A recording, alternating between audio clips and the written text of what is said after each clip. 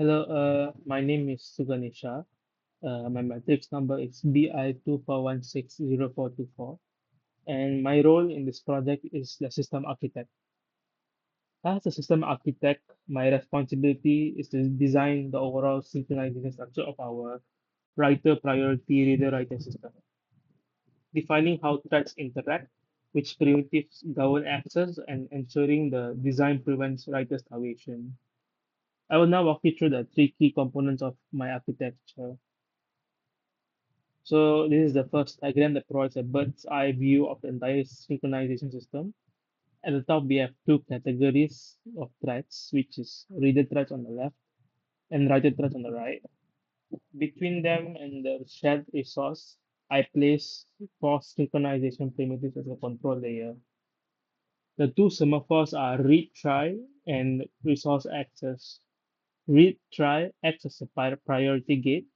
It is the mechanism that enforces the writer priority by blocking incoming readers that moment a writer arrives, and resource access protects the actual shared file, allowing only one writer or a concurrent group of readers to hold it at any one time. The two mutexes are count mutex and write mutex. Count mutex ensures that updates to read count are atomic and race condition free. Write mutex does the same for waiting write count. Together, these four primitives form the backbone of the architecture.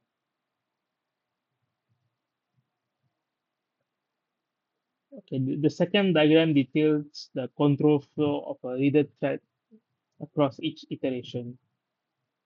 The reader begins by logging its waiting state, then immediately attempts to sum wait on read try. If a writer has already acquired this gate, the reader is blocked here. It cannot proceed further. This is intentional and it is precisely how the architecture enforces writer priority. Once the gate is clear, the reader locks count mutex and increments read count. Then there is a critical decision. If this reader is the first to enter, meaning read count equals to 1, it calls SEM wait on resource access and locking writers out for the duration of the reading group. After it releases count mutex and calls samples on read try, reopening the gate for the next incoming reader. The reader then enters the critical section where it reads from the shared file. Upon exit, it locks count mutex and again and decrements read count. A second critical decision follows. If read count drops to 0, meaning this is the last active reader, it calls samples on resource access, signaling that a waiting writer may now proceed.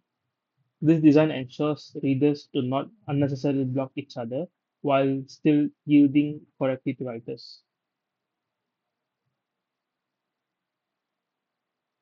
This third diagram shows the writer's threads, two-phase blocking strategy, which I have divided into three clearly labeled phases.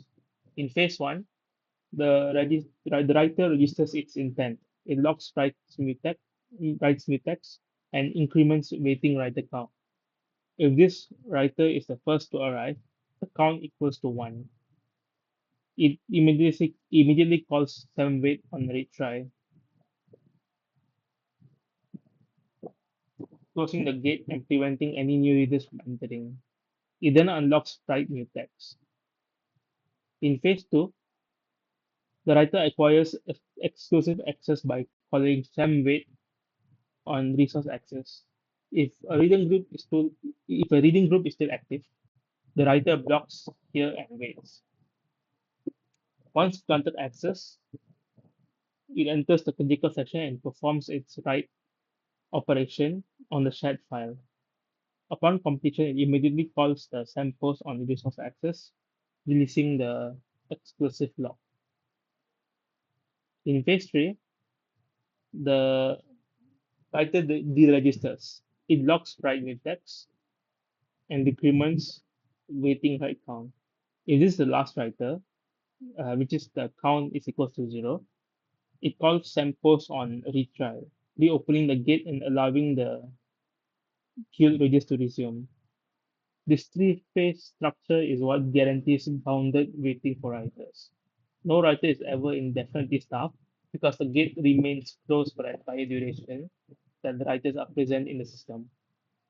In summary, my architectural design achieves writer priority through the coordinated use of two semaphores and two mutexes, which clearly define entry and exit protocols for both thread types.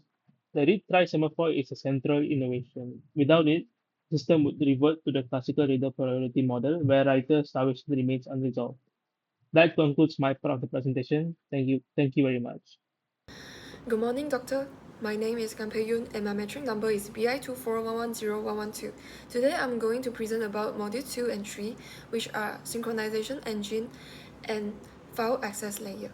The Synchronization Engine is the core component responsible for coordinating access to shared resources in a reader-writer synchronization system. This module implements a writer priority reader-writer solution using POSIX mutexes, semaphores, and read count handling. The design allows multiple readers to access the shared resource concurrently while ensuring that writers obtain exclusive access when performing write operations. Furthermore, writer priority is enforced to prevent writer starvation when a continuous stream of readers is present. There are 6 synchronization components in this synchronization engine. The first is the read count, which tracks the number of active readers currently reading the file. The second is the waiting write count, tracks the number of writer threads waiting for shared resource access. The third is the count mutex, protects read count from concurrent data races. The fourth is the write mutex, protects waiting write count from concurrent data races. And the fifth is the read try, a gate semaphore, closed by the first waiting writer to block subsequent readers, implements writer priority. And the last is the resource access. It controls exclusive access to the share file, either one writer thread to access the file exclusively or multiple readers to share access concurrently. This is the reader synchronization protocol. During entry, the enter reader must first pass the read try semaphore. If a writer is waiting, read try will be locked, blocking new readers. Once past the gate, it locks count mutex to safely increment read count. If it is the first reader when read count equals 1, it acquires resource access to lock out writers. It then releases count mutex and read try to allow other concurrent readers in. So during the exit, the reader locks count mutex and decrements read count. If it is the last reader when read count equals 0, it releases resource access, signaling waiting writers that the file is clear. This is the writer synchronization protocol. During entry, the enter writer locks write mutex and increments waiting write count. If it is the first writer to arrive when waiting write count equals 1, it immediately claims read try. This closes the gate for all incoming readers. It then releases write mutex and waits on resource access until all active pre-existing readers drain out of the critical section. It then obtains exclusive access to the shared resource. During exit, the exit writer releases resource access. It then locks write mutex and decrement waiting write count.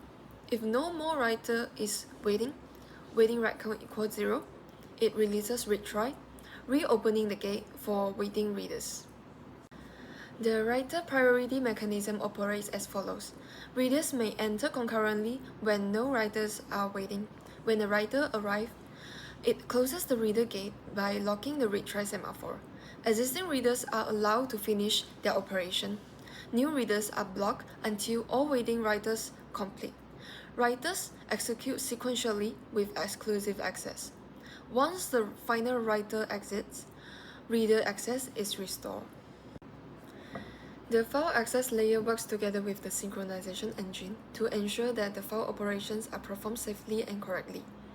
The objective of the file access layer are to provide safe access to the share file, to allow reader threads to retrieve data from the file, to allow writer threads to append new data to the file, to prevent file corruption during concurrent execution, to separate file operation from synchronization logic, to simulate realistic read and write processing times, to maintain data consistency and integrity. During reader file operations, the read shapefile function opens shapefile.txt in read mode. If the file cannot be accessed, when if file equal null, an error message is returned, file not found, no writes yet. The function then reads the file line by line, and the most recent line is stored in the output buffer and returned to the caller. After reading is completed, the file is closed. There are processing delay to stimulate real-world reading operations. Use sleep 150000. This represents approximately 150 milliseconds of processing time. During the writer file operations, the write shapefile function opens shapefile.txt in append mode, guarantee the historical data preservation. Append mode ensures that existing records are preserved while new entries are added to the end of the file. For write error handling, the system displays an error message and safely exits the function. This checks improve system robustness and reliability. Next will be the timestamp generation. Each write operation records the current time and date. The use of the ctimr provides thread-safe timestamp generation.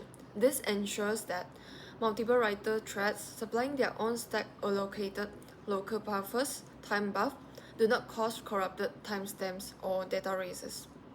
Then, writing log entries. Each writer appends a record according to the format. Then, after writing, the file is immediately closed. There are also stimulated writing delay introduced. Use sleep 200000. This represents approximately 200 milliseconds of write processing time. Simulate intensive database or disk modification operations.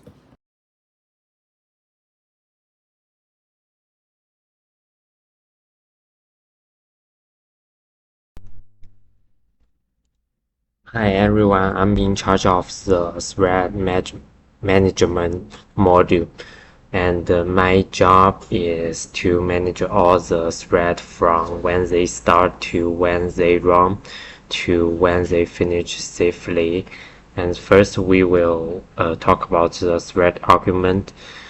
Each thread needs two things when it starts.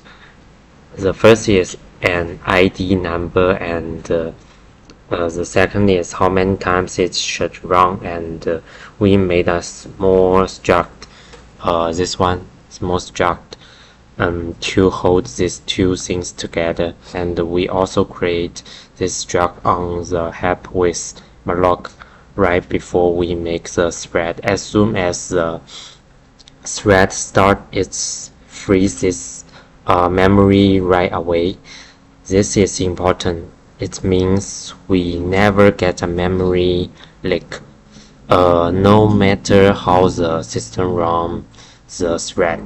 The next is the reader thread.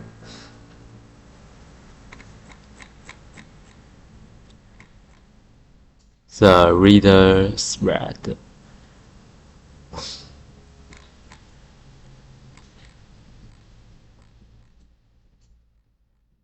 The reader thread, and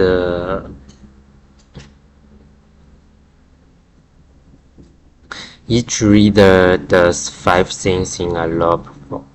The first is it's print waiting to read, and the second is called a function called enter reader from module 2 to safely enter the critical section. The next one is print now reading. The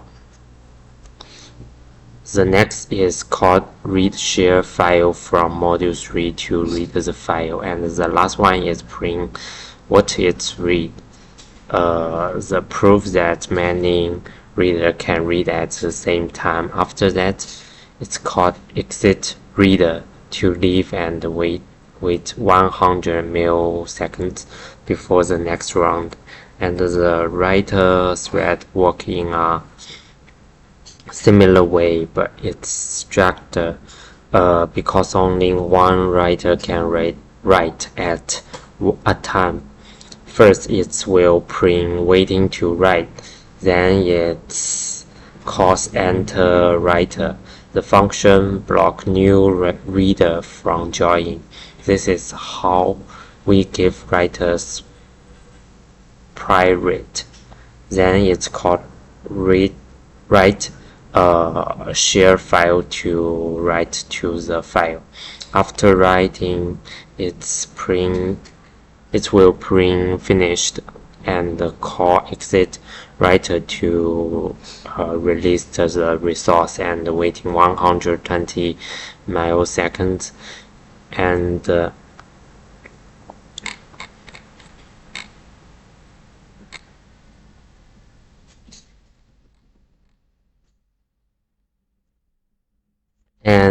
in the main function we start the thread in three steps. The first step we will start at or the reader thread first. The next step is we wait 50 milliseconds. This gives the reader times to enter the critical sections. And the next step we will start the writer thread. This order helps us show in our log that readers are reading, writers are writing, and then writers can got the private. This proves our writer private system work. And the last point is for clean up. We join all writers thread first, then all readers thread. This makes sure every thread will work safely and finish before we destroy anything. And then we destroy the two sample free the memory and close the log file. In short, my module is like a manager of the system. It gives work to every thread. It makes sure thread use module 2's log and module 3's file function correctly, and it makes sure nothing leaks when the program ends. Thank you.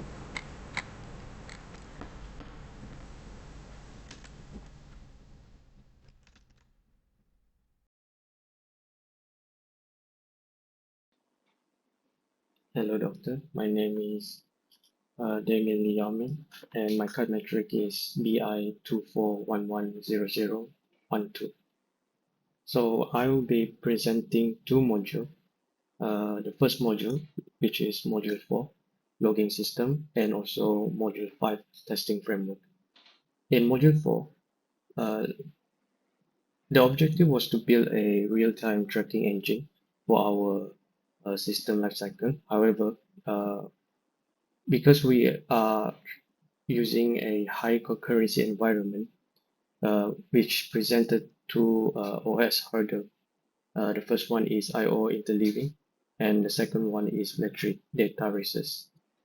So first, because we have multiple threads invoke console or firewrite concurrently, they don't cleanly wait for each other. Instead, they output string interleave midline, scrambling text into unreadable mess. And second, reading tracking counter while having multiple threads are constantly modifying them, causing a data races, which leads to inaccurate metrics in our log. So to solve this, I implemented a five-step pipeline, which I uh, put the detail in the report, which trying to encapsulate with a dedicated log mutex here. So this ensures that logging thread takes an atomic single moment snapshot and then commit into a structure string to the console and then flush it directly into a log file. After that, then we release the log. So for the last module, which is a module 5, this is a testing framework. So the objective was to validate our system for its behavior under various conditions here. This is to prove that our synchronization is accurate and also reliable. And instead of manually typing and running each test scenario one by one, I implemented, I wrote a automated bash script to handle entire validation pipeline. As you can see in this script, I designed 4 different profiles with each of them have a different number of reader, writer, and iteration loop.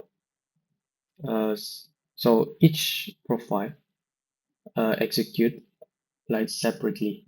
As you can see here, we have a RM of here, RM dash F, which is trying to remove the previous one, so that each test scenario is run isolated and individually.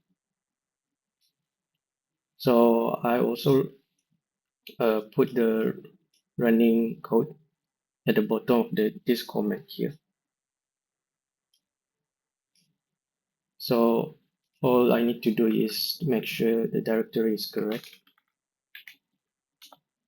and then copy this one. So this is the first step. So because I'm using a bash script here, so I have to make sure that I run this one.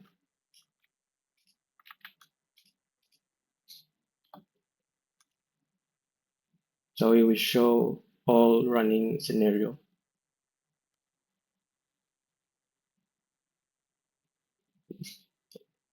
And it will produce a whole bunch of different scenario logs and also txt. So if you can see here, let's show you for a default profile. We have 5 reader, 2 writer, and 3 iteration. If I show you the default scenario for log, it shows the same too. 5 readers, 2 writers, and 3 iteration, and how it works based on the time. So that's all from me. Thank you.